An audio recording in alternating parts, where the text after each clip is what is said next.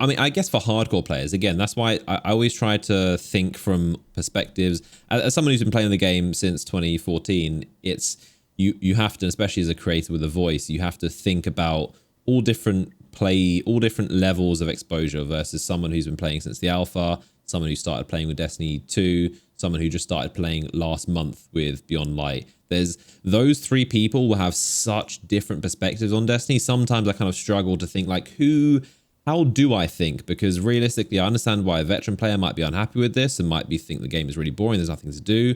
I understand how a new player would be like, this game's amazing, there's so much to discover.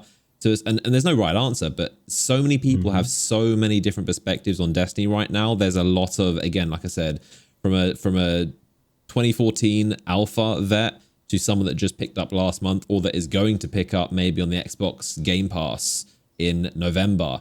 They're all going to have such different perspectives on Destiny, and it's just, yeah, it's hard to kind of know what to think sometimes. With Beyond Light, the fact that you will be able to, for the first time, wield darkness is also going to call back a lot of old players who would have looked at that as like a, potential milestone that Destiny is finally crossing.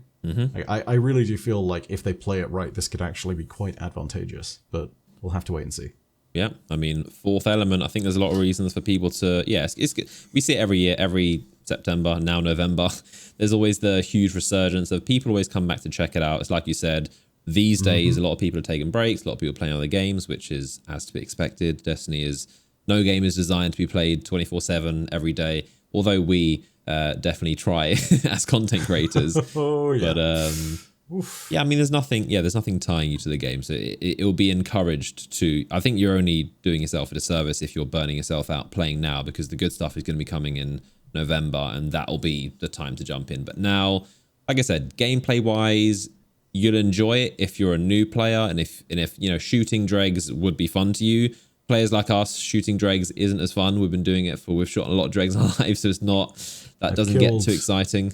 I've killed 1.25 million enemies in Destiny 2. I want to kill some new ones. Exactly. Right, yeah. But like to some people, that obviously gameplay loop is fun still to newer players, to I guess more casual players if you don't play it very often. But then to some players, they obviously want more. They want new subclasses. They want a new element, a new planet, which is what we're getting, or a moon of a planet technically.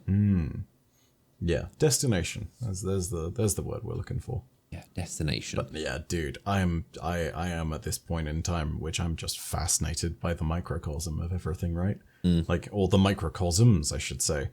Because I sit at the border between a whole bunch of different people, I have a toe in the world where I have friends that are really sweaty PvP players and who are very good and who understand the core fundamentals of the game. And I also have my foot very much in the PvE world, and needless to say, I have a whole leg in the lore side of things. And then there's a whole bunch of friends that I have who just play it casually, and seeing all the different divergent perspectives on things really makes me appreciate how vast the fan base for this game is. And even if it's like a really salty group of people just complaining about the game, or if there's one thing going wrong for one group of players or something in between, like, there is a diversity to it that I think is kind of joyful to witness, like it's like a chorus of voices.